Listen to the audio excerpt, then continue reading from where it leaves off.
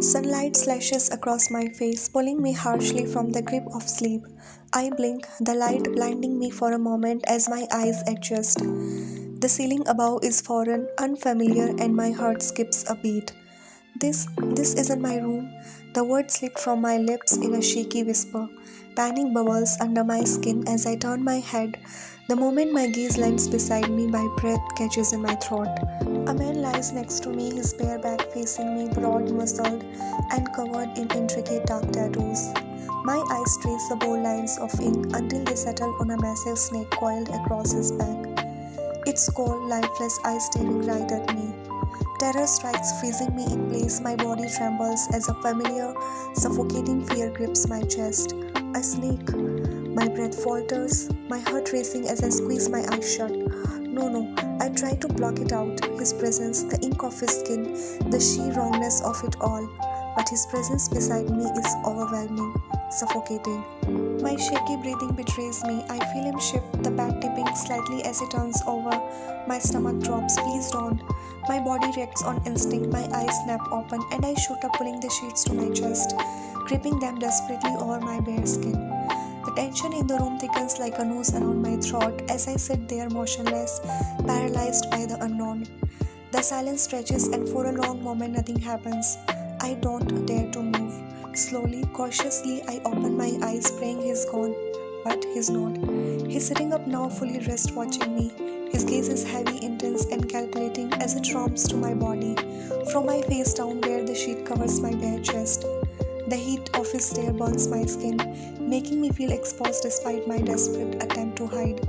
My eyes meet his for just a heartbeat. That's all it takes for his lips to curl into a smug, satisfied smirk.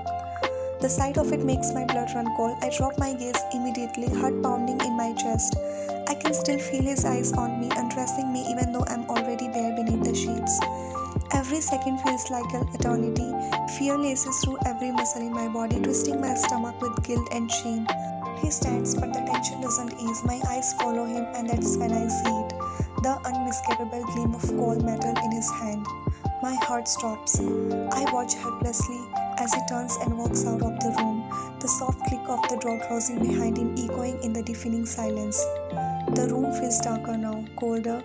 I sit there trembling, unable to shake the image of his mug, the gun in his hand, and the weight of what just happened. The sheets are clenched so tightly in my hands that my knuckles turn white. But no matter how hard I hold on, I can't stop the sinking feeling inside me. At home, my brother Daniel sat at the dining table, his hands gripping the edge so tightly that his knuckles had gone pale. His jaw was clenched, his expression dark with frustration. His wife, Emma, hovered nearby, shifting nervously as if walking on eggshells. Did she come yet? Daniel's voice was cold, clipped, and heavy enough to make the whole room tense. Emma jumped to his tone. No, but Daniel, you don't have to worry. I'll. Don't worry. His voice rose sharp and biting. Are you kidding me? My sister didn't come home last night, and you're telling me not to worry? The echo of his words sent chills up my spine, even from the other room. When Daniel was in his office somewhat, the warmth in him disappeared, replaced by the cold, strict man everyone feared. Emma folded nervously with her phone. She was at her friend's birthday party. She whispered. She said she would stay overnight. Daniel's eyes narrowed. His voice dropped low, almost dangerous. Call her. Tell her to be home before I leave for work. No excuses. Emma's hands trembled slightly as she dialed. The phone had barely rung before I picked up. Sophia, where are you? She asked quickly. Your brother is furious. I managed to calm him down last night, but now I cannot. You need to come home right now. Don't be so worked up, Emma. I said softly. I'm on my way. 10 minutes later, I walked inside, my steps quick but unsteady. There he was. Daniel stood in the hallway, tall and stiff, his hands shoved into his pockets. His gaze locked on me the moment I entered, sharp, unblinking, suffocating. Behind him, Emma chewed her lip, clearly anxious. Eyes on me. The command made me head snap up instantly. Since you're having a trouble walking, let me help you lessen the distance, Daniel said as he stepped toward me. Each slow step made my chest tighten, my heart pounding harder. I froze, unable to breathe. Where are you coming from? The truth clawed at me from a hotel room where I gave myself to a stranger with tattoos and a gun, but I couldn't. I would never tell him that. So I lied like always. Friend's house? I whispered, my eyes starting away. I told Emma she was sick and lives alone, so I stared. Daniel's eyes narrowed. He didn't believe me, but he didn't press. This is the first and the last time you're out overnight. I won't tolerate it again. Got it? I nodded quickly, guilt burning my cheeks. He straightened, turning for the door. I'll be home late, don't wait for me for dinner. His voice was clipped official, and then he was gone, the soft click of the door echoing through the silence. The second he left, I collapsed on the couch, tossing my purse aside. Thanks, Emma. Emma crossed her arms, glaring at me. You're going to be the death of me, Sophia. Daniel's going to kill me one of these days. Why do you keep doing this? I smirked faintly. What did I do? Her glare sharpened.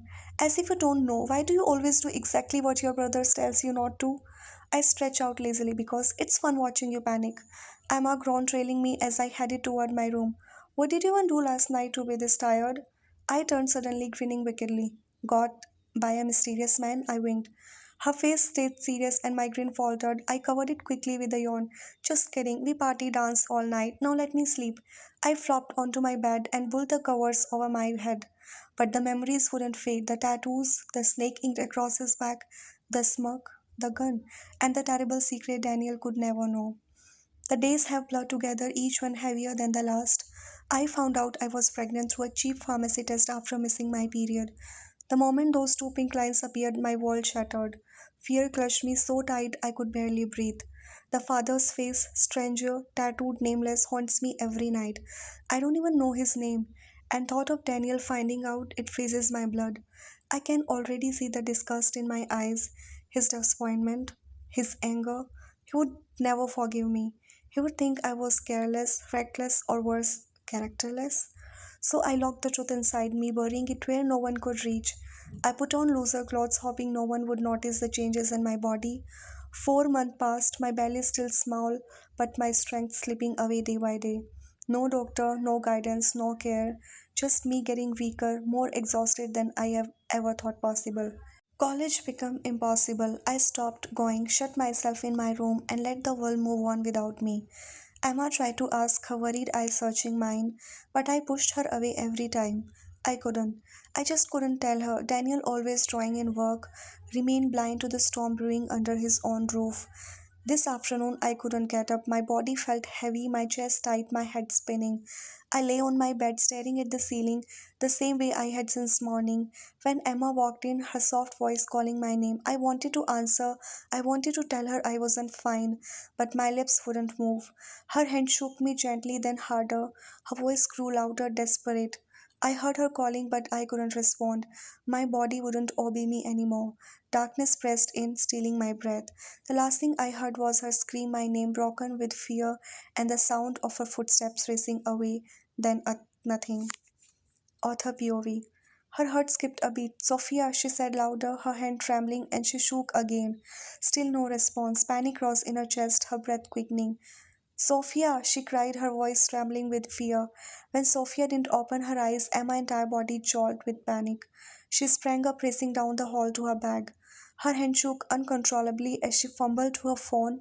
Her heart pounded as she dialed Daniel's number, but it went straight to the voicemail. Panic gripped her harder. Pick up, she muttered desperately, trying again, still no answer. Without thinking, she called Daniel's police station. Assistant. Hello, police station. How can I help you?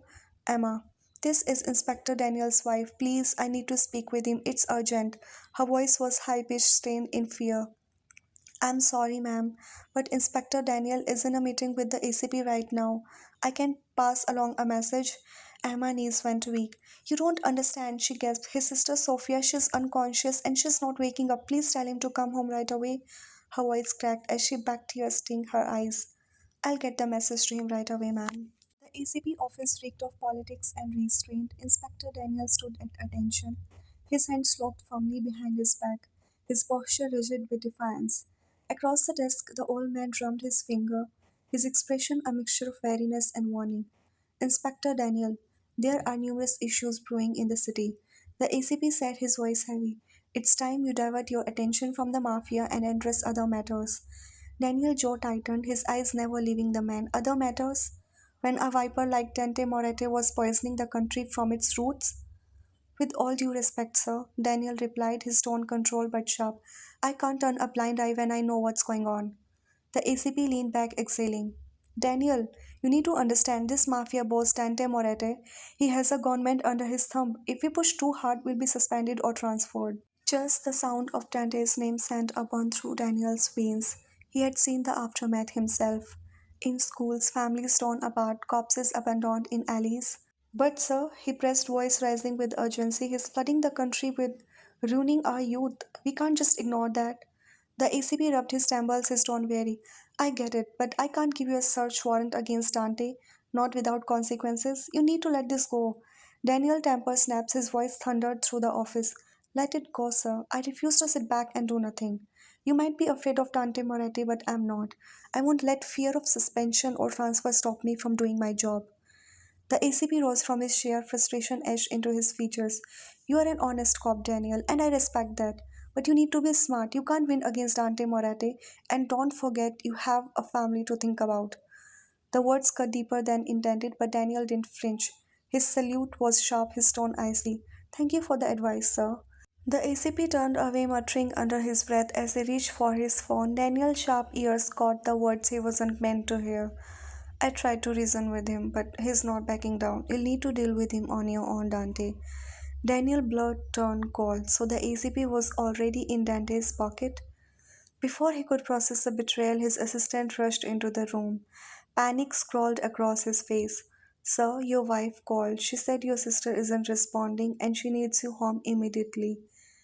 The files Daniel held slipped from his hands, scattering across the floor. His heart lurched. What? What happened? The marriage of missed calls from Emma flashed on his phone, his pulse hammering in his ears. Hang on, Sophia, I'm coming. Without another word, Daniel bolted from the office, each step pounding with dread.